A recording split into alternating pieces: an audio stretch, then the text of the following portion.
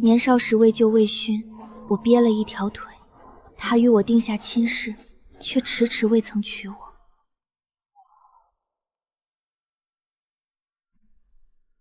魏兄定亲5年，何时当回新郎啊？一个瘸子，有什么娶不娶的？全京城都知乔姑娘为了救你瘸了一条腿，你可莫要负她。先是如此巧合的救下我，再将此事传得满城风雨，拿名声逼我娶她。他算计来这桩婚事，无非是为了攀附权贵，心机深沉，满眼算计，我很难不憎他。那这婚事当真要作罢？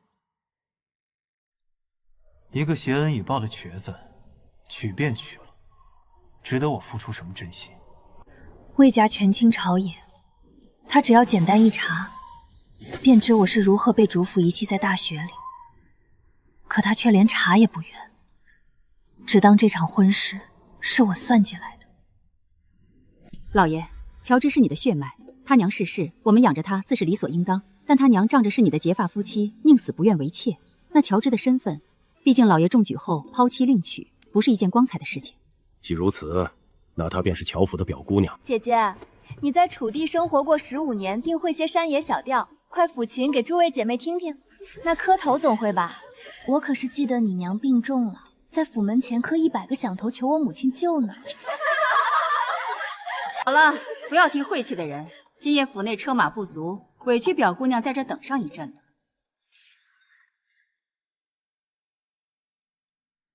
夜深雪后，根本就没有接我的车。魏公子，就在前面，走，绝不能让他活着下山。好。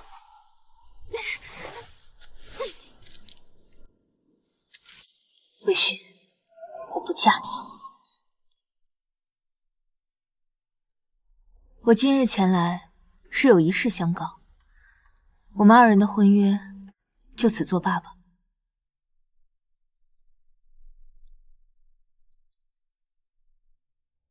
为何？魏公子记性真差，3日前的事情也能忘记。表姐比我聪明许多，运气也是极好。当日父亲要把她嫁给5旬的钟永侯做继母，她倒乖姐，那夜说什么也要留在山寺，没成想真被她撞了好运，自此缠上了公子。如今5年过去，她可是日夜盼我若是着嫁入我。真想娶她，便不会平白拖了5年。魏公子若是真想娶我，便不会平白拖了5年。这话魏公子可熟？乔治，我虽为女子，却也有几分胸襟。若是公子早些告知于我，我也定不会平白多等这5年。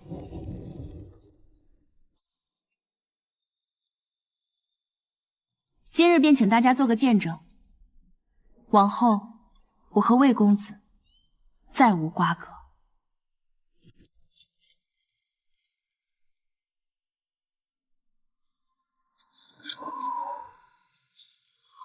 魏巡或许忘了，在我救下他之前，他曾用一把伞护我安宁。恕姐，你找父亲告状，说我和母亲苛待你。今日父亲就特意让我嘱咐你一句，人的欲望不能太大。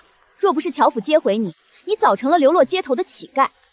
父亲还让我告诉你，你以后不许再提你娘。恕姐，你怎么活得那么可怜，一点尊严都没有？要是你死了的娘看见你这副样子，恐怕在深渊。你敢打我！谁在那儿？我唤魏勋，若日后他们再来欺负你，可来魏府寻我，我给你成药。这么多年，我对你从那把伞开始，一直都是真心。可惜你不信。怎么，你也觉得自己丢人要走啊？还给我！不要！一个连自己都治不好的瘸子，还学人家看医书，简直跟你那没用的娘一样。那是我娘死前最后留给我的东西。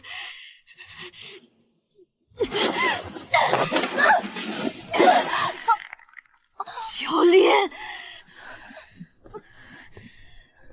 魏公子莫要怪表姐，这原本就是我的不对。乔治，不过是一根珠钗和一本医书，你至于闹成这般吗？不过是。这药里加了我的心头血，你喝了病就能好。恶心！不过是一碗药，到便到了，你为何这副样子？小家子气。魏公子，我们已经退亲，阁下好像并没有来管教我的资格。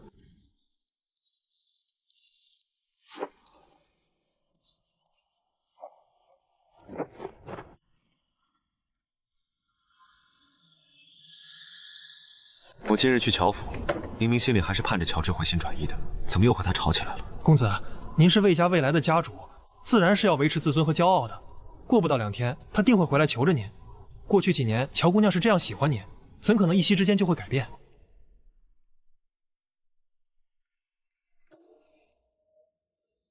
也是，她不过是个无家可归的孤女，离了乔家，我依靠我，她还能指望谁？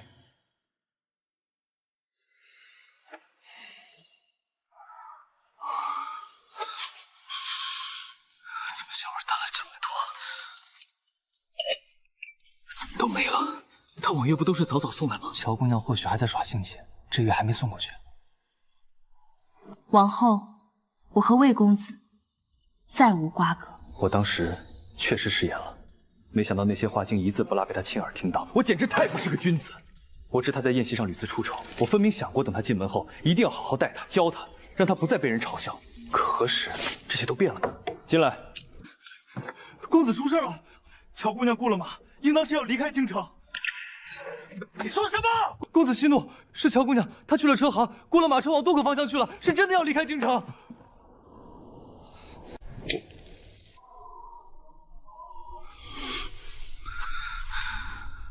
若是乔治这次就这样一去不返了呢？去哄哄他，他应当会回来的吧？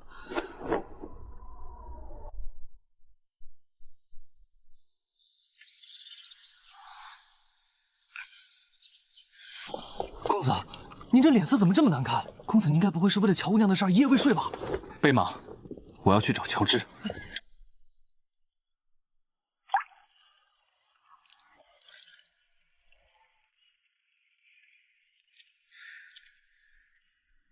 这雪后的天，倒叫人觉得像是大病初愈一般。这位姑娘，这马性子烈，您会骑马吗？之前和我娘在楚地生活，为了讨生活，我曾骑过马。姑娘，您的腿……无碍，不过是轻微跛了一条腿，不影响骑马。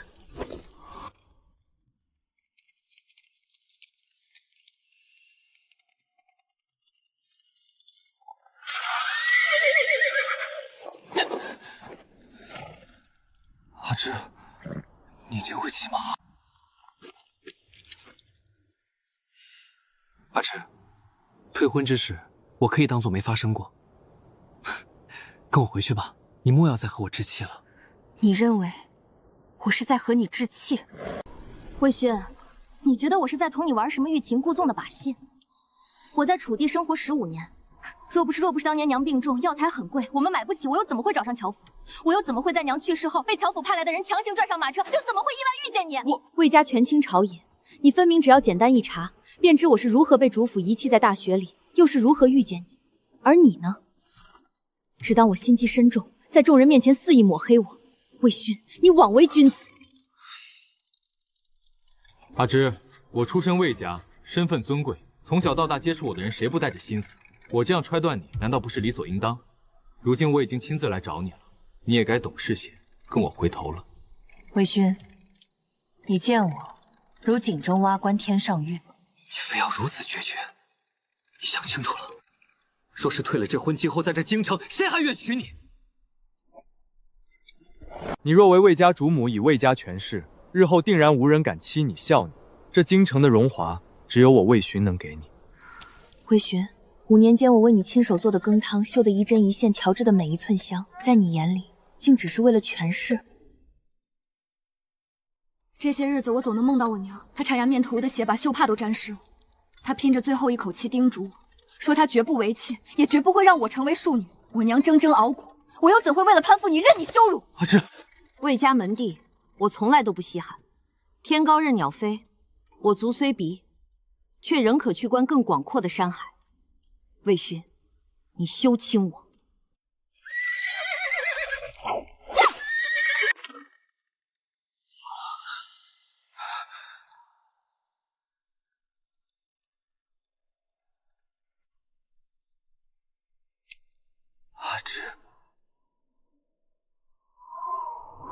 姑娘，这船马上要开了，您到底要去哪里？乔魏两家难免还要找我。不去楚地了，劳烦，我要去北燕。北燕，那儿可不太平。姑娘当真要去？当真，乘风好去，长空万里，直下看山河。江水如断，我直瓢许。一个大浪，连喝带洗，失礼了。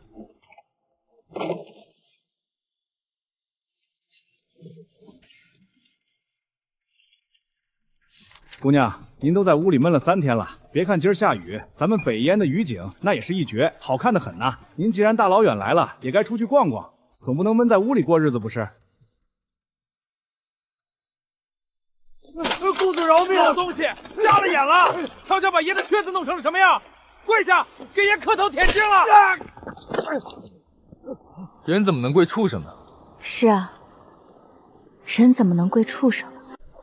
谢谢，乔姐妹，那就是咱们镇远将军麾下的魏小副将，真乃天生的骁勇良将。可不是嘛！19岁那年，他单枪匹马杀入主帐，直取敌将人头，那场面，啧，现在想起来都壮观。可惜身世也是个苦命的，听说原本出身极为卑贱，是将军从奴隶堆里生生救出来的。我记得你。那日船上多谢魏小副将搭手相救。你记得我也认得我，那你可怕我？魏小副将保家卫国，是护佑一方的大好人，我为什么要怕你？既然我们那么有缘，可否告知我你的姓？我叫魏兆业，我拿自己的名字换你的名字，如何？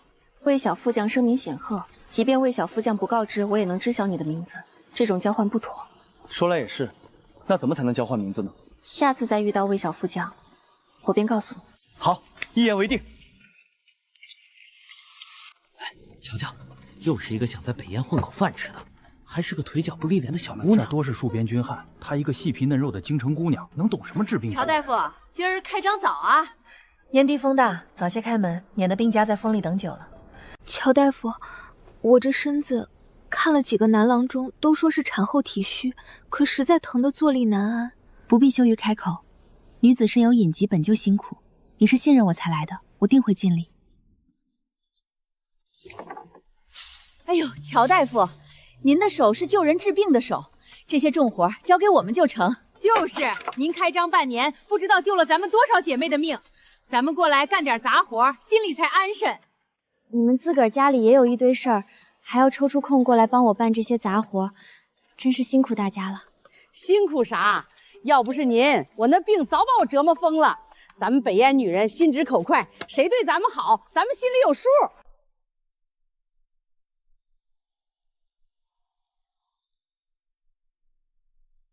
大夫，快救命！快救命啊！是你。若不是为了救我，副将的腿也不会伤成这般。你听好，你的腿我有8分把握能治好，但是必须先断骨复位。你这小医女自己的腿都治不明白，竟敢在这信口雌黄！我看你不是救人，是想害命！谁请这个瘸子过来的？去城里找个年长的男郎中过来，快去！别打他！魏副将，我问你最后一次，你的腿我有8分把握能治好，但这北燕城内没人敢像我这么治，你信我吗？我信。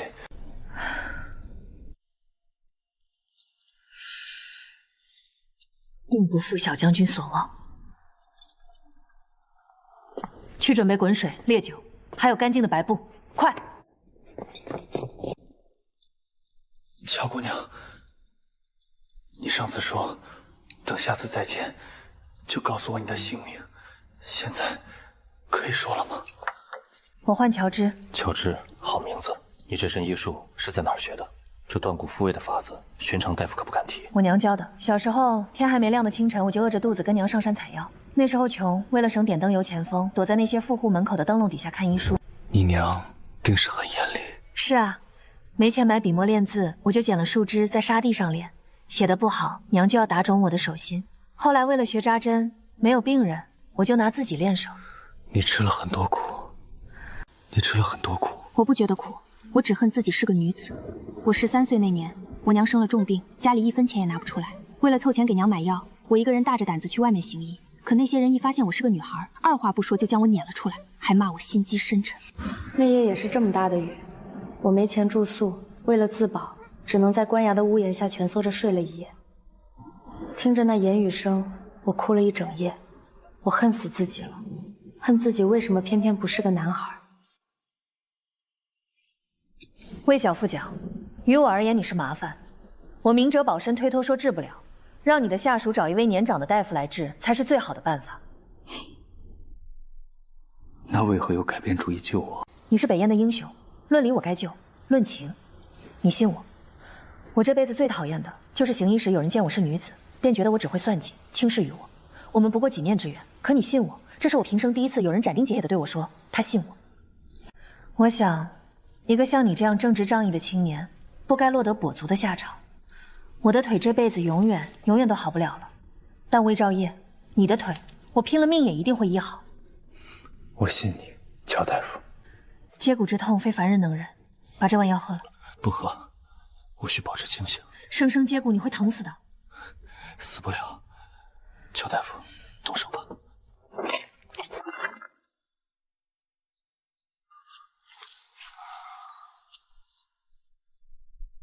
若是再偏2寸，他早就没命了。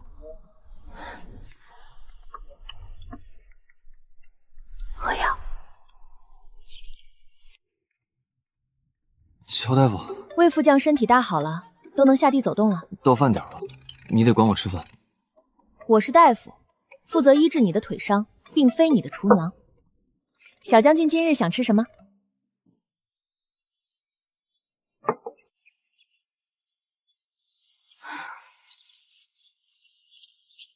乔家们，乔大夫虽然嘴硬，但到底是收了银子的。这饭做的到底还算识相。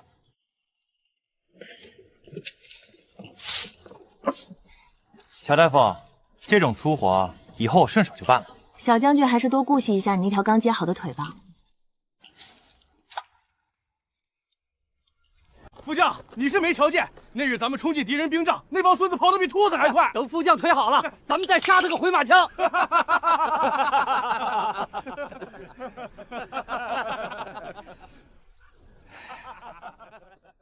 你难道不曾听过那句诗吗？风雪压我2、3年。2、3年，加在一起是5年。原以为他是个有心事的，没成想竟是个不通文墨的武夫，白费我一番口舌。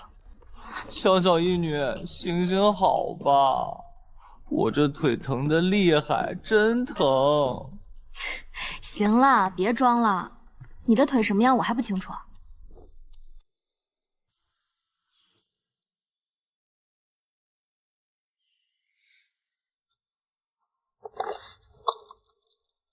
看什么？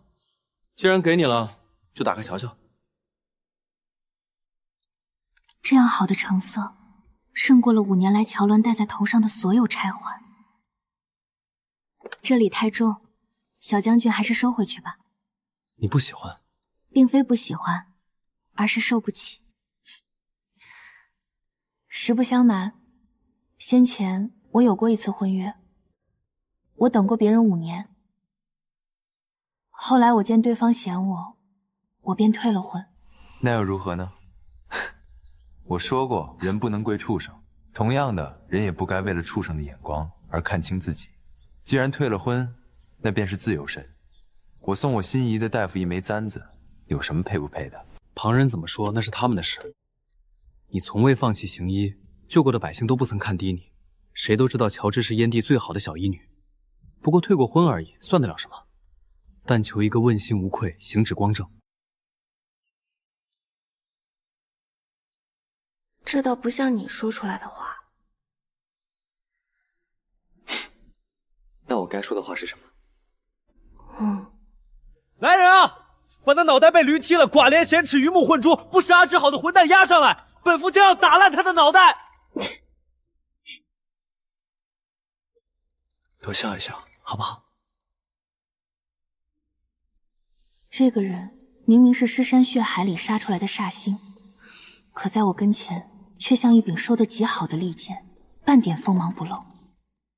这屋里似乎太暖了些，烤得人直出汗。来，魏兄，咱哥几个得好好敬你一杯，可不是嘛？恭喜魏兄，终于摆脱了乔治那个如影随形的大麻烦，重获自由之身啊！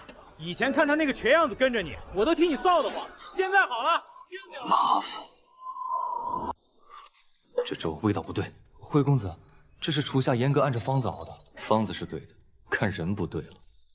以前我酒醉回来，无论多晚，他都会亲手熬了热粥送到府上，那股味道再也没出现过。公子，乔姑娘已经走了半年了，你说她那条腿走路都费劲，是怎么爬上那3000级台阶的？听守山的僧人说，乔姑娘是一步一停，硬生生挪上去的，就为了给您求这个平安。当时我怎么说的？我说她惺惺作态，说她拿着这些苦劳算计我。可现在没人再会为了我的一句平安，去受那种罪了。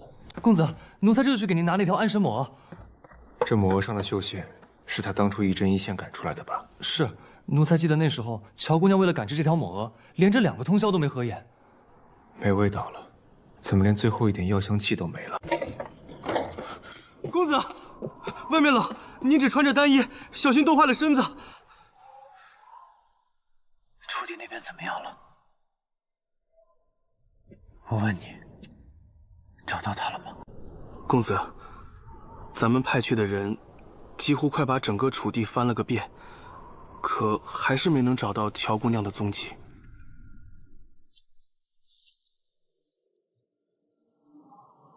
离了京城，他现在过得还好吗？有没有人笑话他是个脖子？他吃没吃好？有没有人欺负他？可是乔治，我后悔了，我真的好想你。你不在楚地，那你究竟在哪儿？阿芝，这天冷的邪乎，你那腿受不得寒，我给你缝了一对护膝。乔大夫，您可收好吧，咱副将为了这对护膝，这几天提剑的手都拿去捏绣花针了，指头都被扎了好几个窟窿。多嘴！还有，我再让人给你买套新衣裳，毕竟你现在是名满燕地的乔大夫了。刘贵好，贵人马上到了。听说了吗？京里来的贵人在那大青山半路遇袭了，何止啊！听说随行的郎中当场就被砍死了。现在贵人受了惊扰，还带了伤，府衙急疯了，把咱们都找来。京城的贵人，阿芝，真的是你吗？莫非是我在做梦？阿芝，阿芝，你是不是还在恨我？恨我当年偏听偏信，恨我让你在乔府受了5年的委屈。平心而论，我该恨他的，恨他那些妄加揣测的罪名，恨他薄情寡义，更恨我那5年错付的初心。娘，我去找爹爹了，没见到爹爹，但是我看到主母了。我求主母救你，那主母让我磕100个响头才给我银子买药，你看我拿到了。阿芝，不许求他，娘这辈子看错了人，蹉跎了半生。你要找个真心待你的好夫婿，阿芝，只有这样才不会受那些畜生的欺辱。我不去了，我把药拿回来了，你喝了就会好的。我们以后好好的，我再也不去了。魏公子，其实这么久以来，我一直重复做一个梦，梦见我医术大成，救回了我娘。阿芝，只要你跟我回去，我请全京城的名医。梦醒时，唯有泪千行，但也正是那些眼泪，让我明白了一个道理：爱的反义词并不是恨，那是什么？是漠不关心，是无足轻重。你在我心里已经什么都不是了。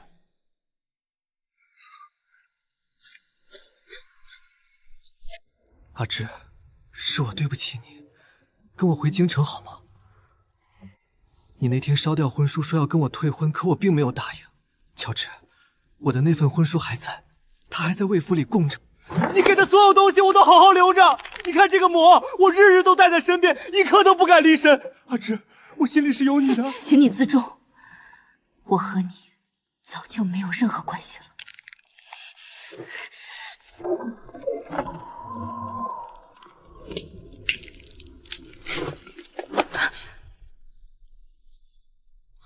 魏兆业，你算个什么东西，也敢在阿芝面前？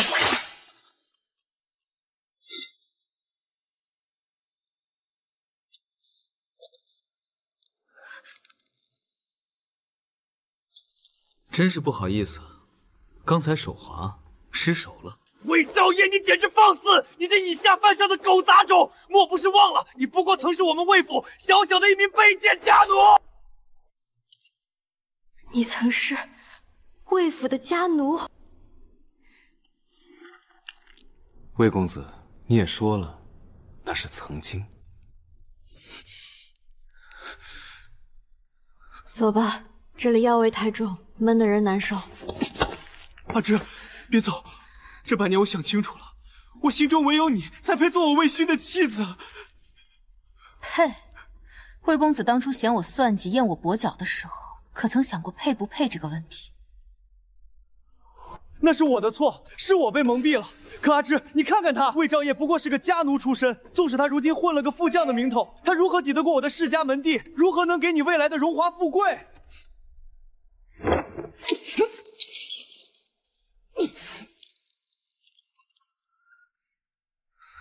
那也是我的事，你没有关心的必要。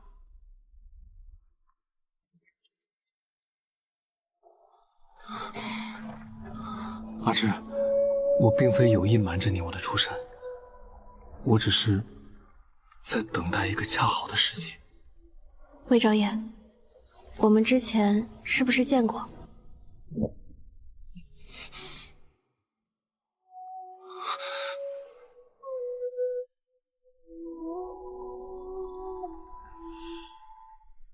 我想，我好像记起来了。你先在这坐着，千万别乱动。这北燕的冷风最是钻骨，你那腿上受不得寒。不打紧的，我已经好多了。什么不打紧？你是大夫，最该知道爱惜身体。你等着，我去后院取些上好的红罗炭来，火盆旺了，你才好受些。这人总是这么风风火火。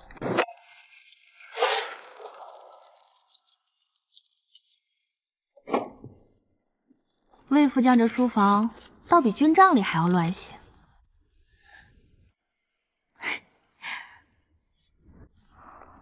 伪君子叫你定亲，早晚看你倒霉，阴险无耻。这字儿写的可真是。这是7年前，7年前，那正是我和魏勋刚刚定亲的时候。阿芝，快放下，那个不能看。魏副将，这衣冠禽兽4个字，你足足多写了一个横点，看来当初练字的时候确实没少偷懒啊。别看，那是以前瞎写的。魏兆业，7年前我在魏府马厩见到的那个少年，是你吧？硬，不是求饶的硬，是不肯认输的硬。跪下，你个卑贱的马奴！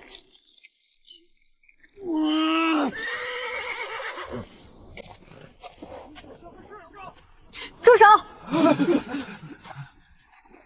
这魏府的规矩竟是这样教的，人怎么能给畜生下跪呢？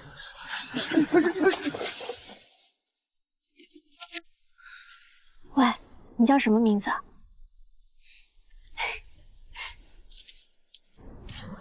我叫乔芝，我拿自己的名字换你的名字，现在可以告诉我了吗？明明赵烨可以代指麻雀的意思，你怎么像个锯了嘴的闷葫芦？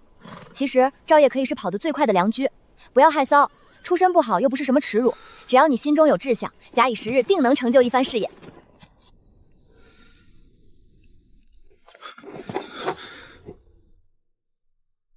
后来的我跟着将军认识了很多次，但只有你写过的那个名字，我练得最好。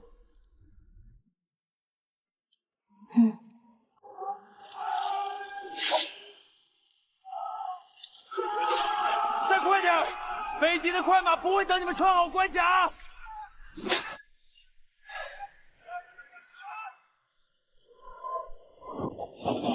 副将，将军有令，战事将近，命您这几日务必驻守营中，不得擅离。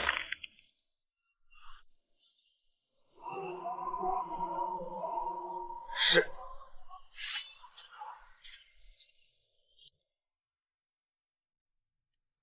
乔大夫，魏副将这几日没来帮您翻草药，咱们这些老邻居瞧着还真不习惯。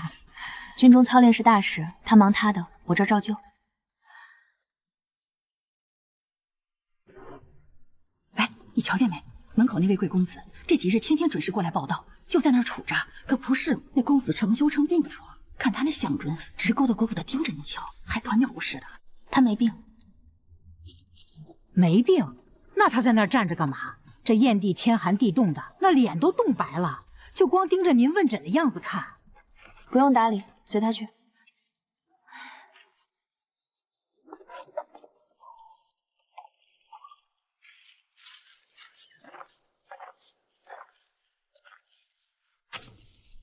阿芝，先前那些误会，我可以解释。往后，只要你愿意回来，我定会百般弥补。这半年来，我每一日都在后悔，我真的……没关系，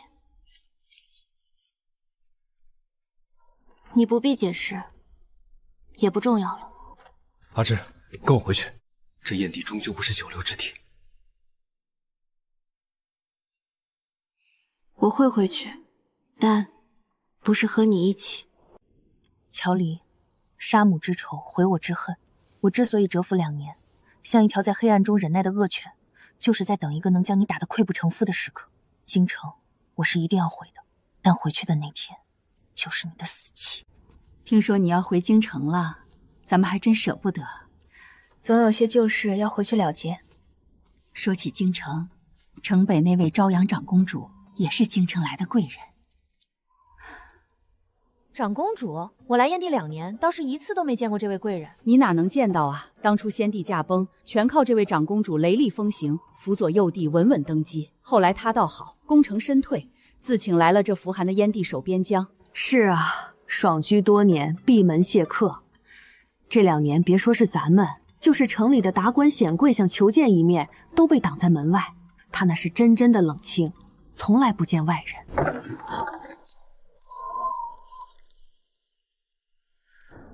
军营的事忙完了？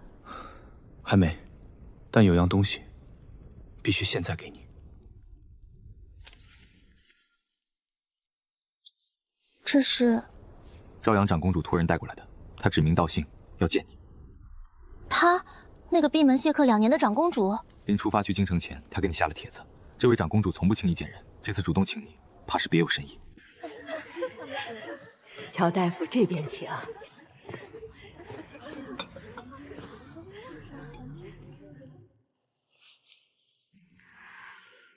又要和京城一样被人嘲讽吗？哎呦，阿芝姑娘可算来了！快，你腿脚不便，别在那站着了，快来我这边坐下。可不是嘛，好些日子没去医馆见着你了。阿芝啊，你怎么受了阵子又熬夜研药了？劳夫人挂心了。那哪行，你这身子骨单薄，得好好养着。只是近日医馆事忙，不碍事的。行了，你们就别缠着乔大夫问药方了。阿芝啊，跟咱们姐妹透个底儿，最近和那位魏小统帅到底如何了？他在军营操练繁忙。乔乔一提魏昭烟，脸都红成什么样了？看来咱北燕这尊杀神是被咱们乔小医女给收服喽。好了好了，我们少打趣乔大夫了，该赏花去了。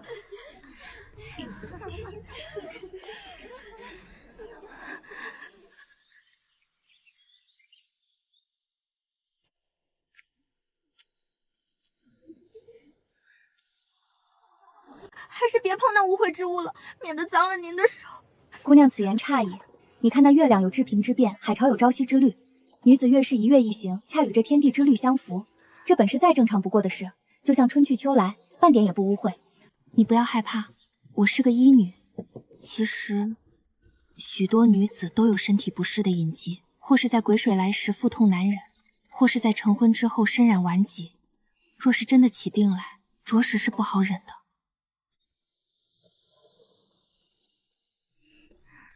可是，为何我从未听说过这些？家里的嬷嬷和阿娘只说那是羞死人的事。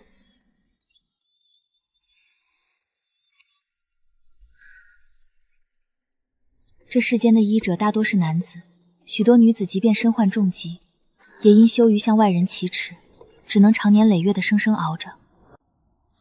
若是这天下精通女科的医者能再多些，女子们也不至于受这种苦。我沿袭此道，不为别的，就是想有朝一日能将女科传承下去，让她们病有所医。小医女，你这番见解很不错。娘，您别吓着乔姑娘，我方才听了她的话，心里明白多了。我想让乔治姑娘替我看看脉，可好？来，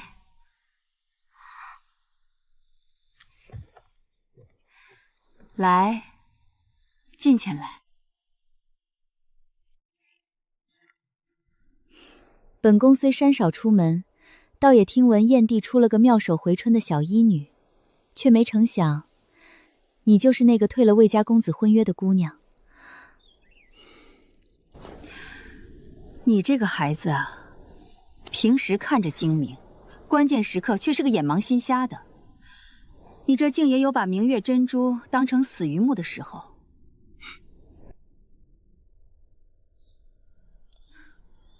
好孩子。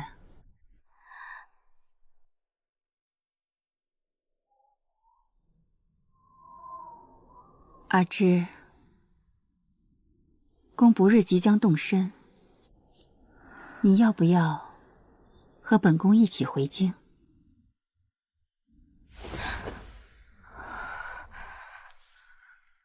心脏跳得这么快，长公主的邀请竟然真的等到了。民女愿意。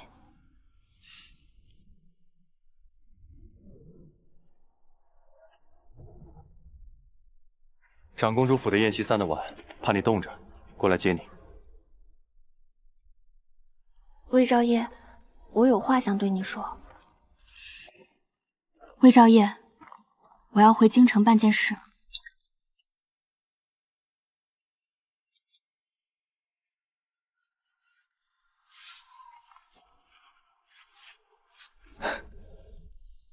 我知道，我会随行保护长公主回京。这2年，我早就猜到你会有回去的那一天，所以提前求了将军的恩准特令，也求了长。好啊，魏兆业，你瞒得真严，耍我呢！阿芷，我不会阻止你做下的任何决定，有些事只有你自己亲手去做，才能解开心结。我只想告诉你，无论何时你回头，我都在你身后陪着你，所以你只管大胆去做，万事有我。你是燕地的守护者，是镇远将军的爱将，其实你不必为我做到这一步。不必担心我，好不好？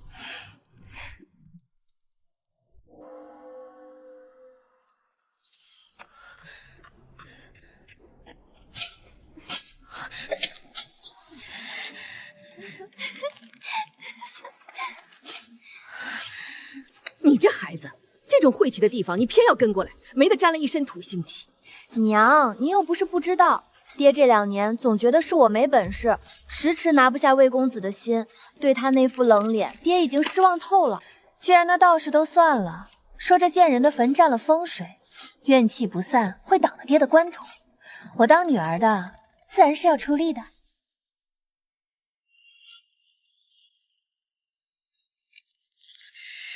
娘在世时教导我坚韧，哪怕被乔渊打得鼻青脸肿，我也是一声不吭，更别说哭了。可这次乔渊过分了。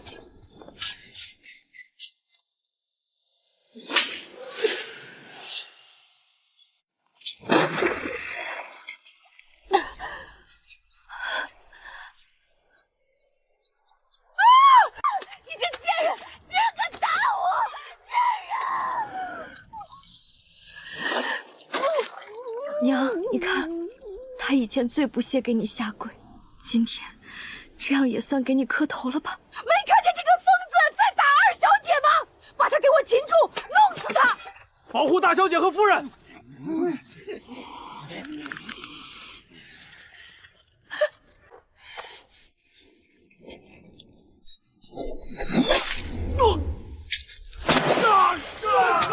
我的腿！谁？究竟是人是鬼？滚出来！你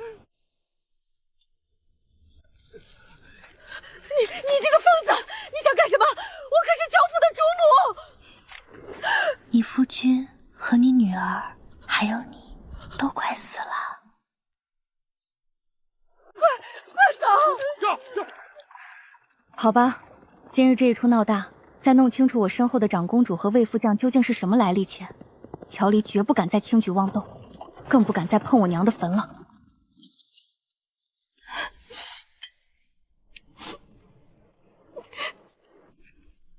阿芝，想哭就哭出来吧。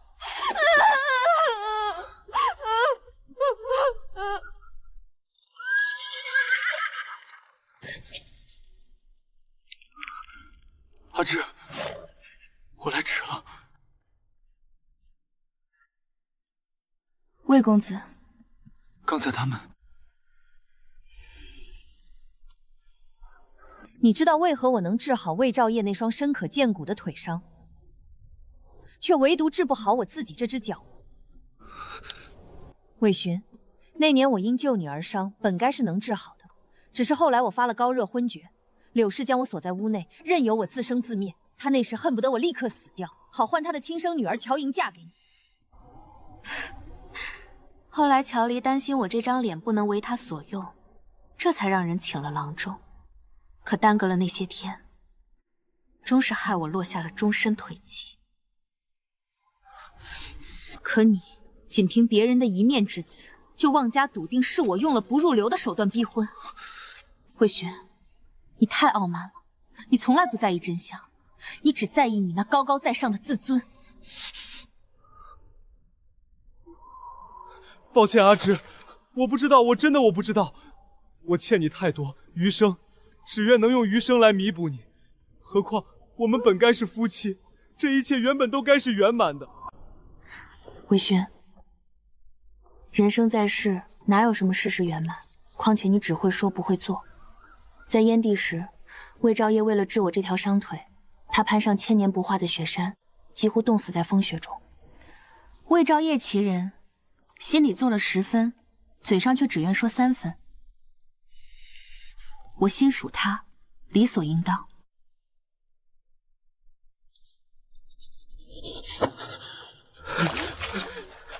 心属他，阿芝，你竟愿意跟着一被魏府赶出去的家奴，也不愿和我在一起吗？魏公子，看来这2年你长进不少，唯独这记性没长。2年前我就告诉过你，门第出身我从来都不稀罕。在乔家那场大雨，当日初见，为他撑伞的是你，打石子的却是我。既然你护不住，那就由我来护。爹，您可要给女儿做主啊！乔治那个该死的瘸子动手打了我和娘，他这是根本没把您放在眼里。是啊，老爷，我们打听到了，那死丫头如今攀上了那个新晋的魏副将，狂得没边了。魏兆业，可是那个刚被圣上封为正4品副将的魏兆业？就是他！爹，你快派人去把乔治那个小贱人抓回来，打断他的另一条腿，替女儿出气。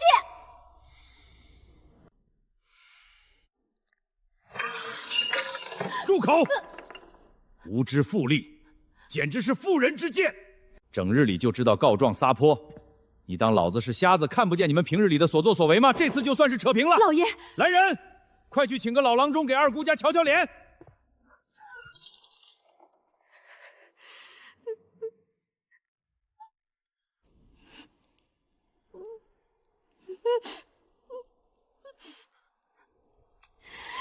滚！都给我滚出去！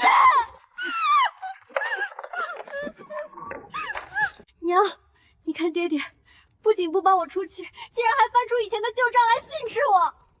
我的傻女儿，你还看不懂你爹那副德行吗？是因为以前乔治是个没人要的跛子，对他的官途毫无用处。可如今呢，沈之背后站着魏兆业，他必定动了攀附的心思。攀附？难道凭什么？难道我这顿打就白白挨了吗？放心，你爹自去贴他的冷屁股，由着他去。咱们的账，咱们自己算。阿芝，你回京了，住在这么寒酸的地方，叫为父心里如何能安？乔大人，我说过，我与乔家早已断了关系。傻孩子，血浓于水，哪能说断就断？为父知道你心里怨恨当年你娘名分的事，只要你肯搬回乔府认祖归宗，为父便做主将你娘沈福的名字以发妻的身份写入族谱，重新立碑，风风光光地迎入我乔家祖坟。迎我娘入族谱，正是发妻。乔离，你到底凭什么觉得我娘稀罕你这肮脏龌龊的乔家大门？放肆！你竟敢对为父直呼其名！我娘至死都不屑做你的妻，她宁可病死在乡野，绝不肯吐露你乔家半步。她嫌你脏。你这个不知感恩的逆女！你现在看到我身边有了魏兆业，便急吼吼的想拿我娘的死来做你的垫脚石。乔离，你真让我觉得恶心，给我滚出去！好一个逆女，离了乔家，你什么都不是。我们走着瞧，残废的野丫头。老爷，您消消气，您可是他亲爹，屈尊降贵亲自去见他，他竟然连这点面子都不给，简直是皇室混摊上了个正四品副将，就以为自己能一步登天了。大姐真是太不像话了，这要是传出去，您的面子往哪儿放？哼，本官本想给他个台阶下，既然他给脸不要脸，那就休怪本官无情。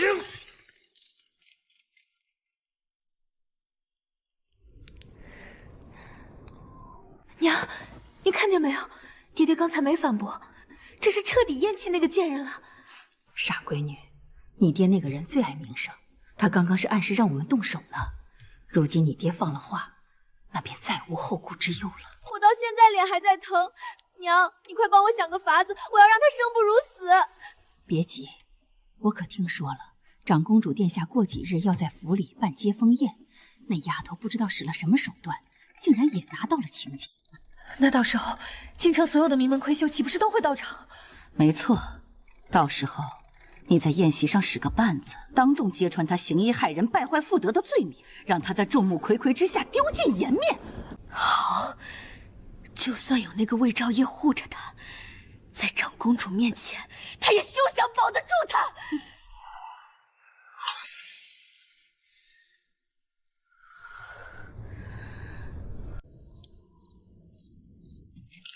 阿志，过几日便是长公主的接风宴，我担心乔鸾会在宴会上对你不利。无妨，凭他还翻不起什么风浪。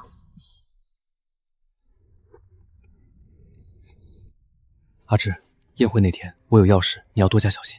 不必担心，我参加这接风宴是要让所有人知道，我沈之的身后不仅有你魏兆业，更有长公主府。他们想要动我，也得看看自己有没有那个本事。我要告诉他们，我回来了。娘，您看着。车里放了你爱喝的暖茶，若是不舒服，随时唤我。好，女儿今后会带着您的骄傲，堂堂正正的活着。乔家欠我们的，迟早要一分不少的还回来。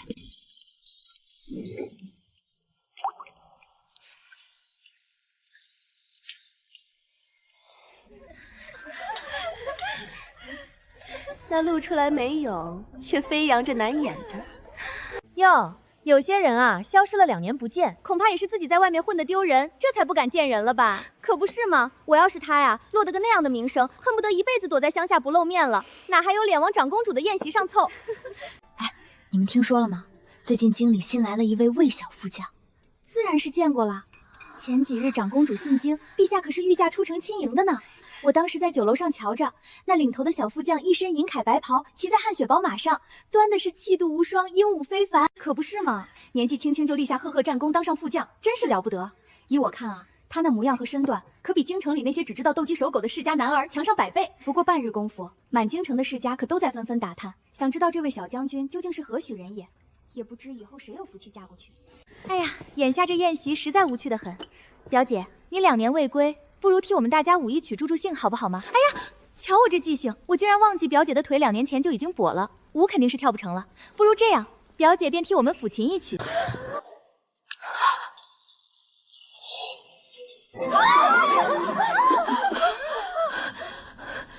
不好。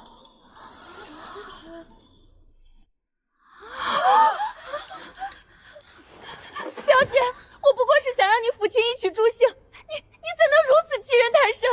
当着众人的面，你竟连最后一点体面都不给我留吗？他的脸，这是手指印。乔治，你实在是太放肆了！在这长公主的宴席上，你竟然敢如此粗鄙动武！果然是乡下来的，半点规矩都没有。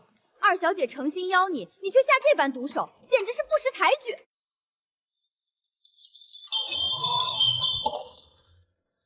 你算个什么东西，也配叫本宫的贵客抚琴？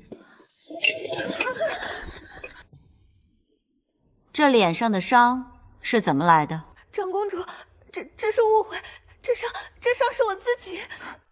本宫离京多年，竟不知如今京城的风气已变成了这般模样。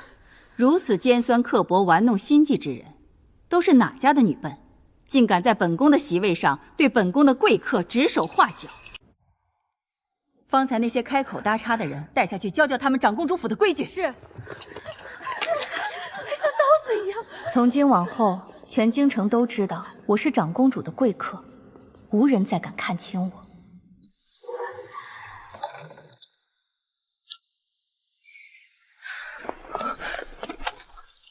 阿芝，我来接你回家了。魏兆燕，由你来接我，我很高兴。小姑娘，看什么看？瞧见这钉板没？想告状啊，得先在上面滚一遍，再去大牢里蹲满10天。乔离最擅长的就是运作名声，若我在这儿入狱，他有100种方法让我死在狱中。要告，就要告到天下皆知。这姑娘是谁？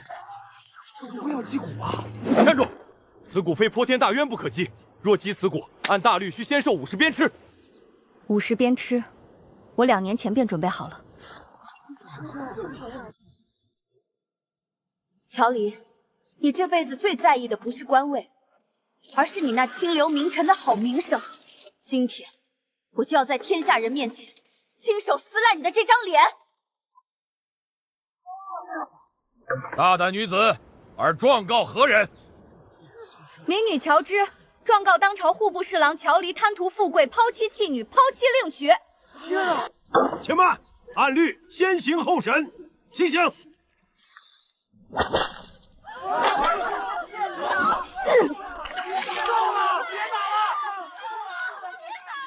魏副将，您这是何意？此女乃本将未婚妻，大律有言，夫可代妻受刑。剩下的48鞭，我来替他挨。行刑。我娘在楚地积劳成疾，临终前却连一雕买药的钱都没有，而她的丈夫正坐在京城的侍郎府里，风光无限的另娶娇妻。乔大人也太狠心了，糟糠之妻不下堂，他这是要逼死亲生女儿啊！乔侍郎，对于乔之所言，你还有何辩驳？大人，民女今日所告，皆有人证物证。当年乔大人入京前，确实在村里大摆宴席，娶了乔大夫。奴婢可以作证，乔治姑娘进府后稍有不顺，便被非打即骂。笑话！这些都是些什么人？一个卑贱的乡野农夫，几个被主的下人，他们的话也能算数？乔治，你未免太天真了。若他们不算数，那我们呢？我和乔治初见时，正是个大雨滂沱的日子。在那场雨里，他被柳氏的女儿乔媛当众踩在脚下。我看不过去，便多问了乔大人几句，问他为何如此对待亲生女儿。诸位可知乔大人当时是如何回答的？他说：“没用的女儿，还不如养一条有用的狗。”畜生，还别人卑贱，他自己走！肃静！民女这里还有一份早年在乔府便留存好的证据。乔之亦是我的女儿，侯爷若是喜欢，我便将她一顶小轿抬入侯府，只愿侯爷多多提携。真有侯，还要把女儿送给钟有侯，那是他的子，他来不掉了！畜生，糊涂还不识字！逆女，你这个逆女！早知今日，我定不会让你那没用的娘生下你，定不会让你们母女活到今日！畜生！狼心狗肺！这种人怎么当上侍郎？住口！本官今日在这堂前坐了许久，竟听到了如此丧尽天良、罔顾人伦的丑事。怎配为父？怎配为官？敢在堂前挑衅！来人，将乔离当场革职查办，重打50杖。打完后即刻收押大牢，听候发落。民女恳请，还有一事以求恩准。民女沈之，今日在此嗜血还父，这一身血肉，今日便算还清了。望恩准，允我与乔府彻底断绝关系，死生不相往来。这等污浊门户，不要也罢。准了，走，快走！抛妻弃女的畜生，亏你还读圣贤书！打死这个没良心的！当初怎么没看出来他是这种伪君子？看看，各位，别耽误流放。官爷，快走吧，快走。夫人，柳家那边说了，这事儿牵连太大，他们管不了，您就安心走吧。媛儿，我的媛儿呢？二小姐早被送去庄子上了，您还是多顾顾自己吧。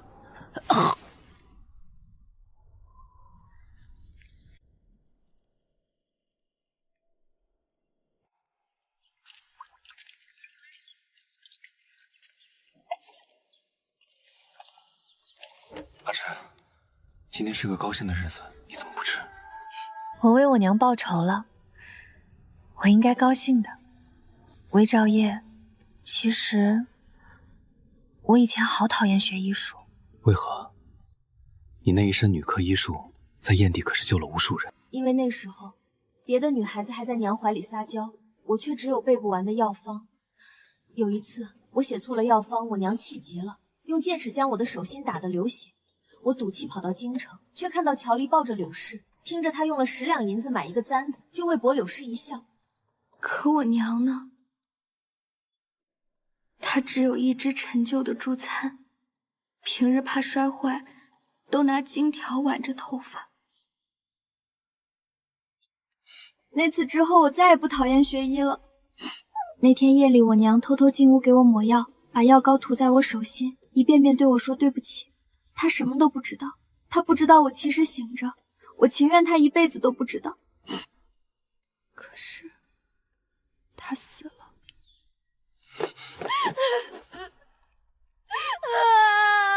沈大人，这是长公主特意叮嘱内务府赶制的官袍。殿下说，从今往后，这京城的女医馆就交托给您了。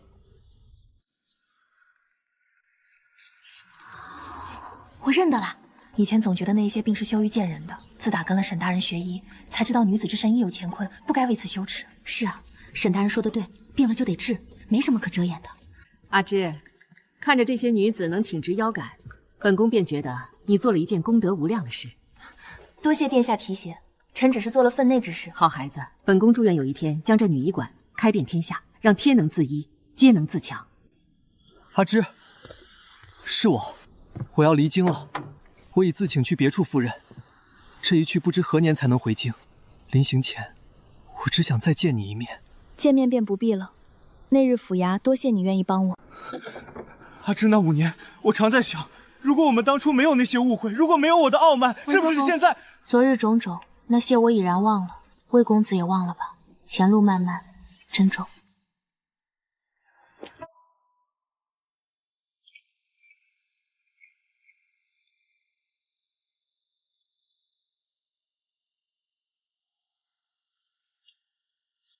娘，你看到了吗？乔离伏法，魏兆业得圣上爱重，留在京城做了统领，我也得遇良人，你可以放心走了。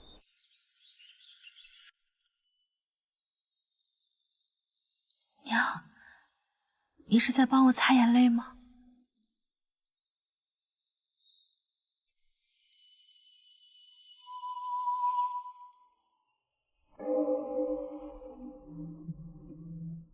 ？1愿母仇得报，此生无憾。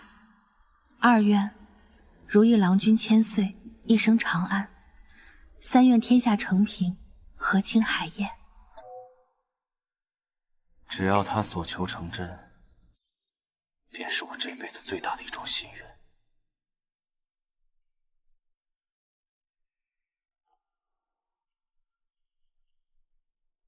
魏统领，如今你已是京城禁军统领，往后少不得要与那帮翰林院的文臣打交道。打交道就打交道，他们说他们的，我办我的。他们最惯会咬文嚼字，你若不多学点文墨，迟早要在官场上闹出笑话。哼！我可听说魏勋3岁便能出口成章，5岁便能作诗，那可是上京城人人称论的才子。魏勋，才子，不过是些酸腐之词罢了。3岁作诗了不起吗？不就是平仄押韵吗？他想在阿芝面前显现才华，做梦！我也能写出绝世好诗。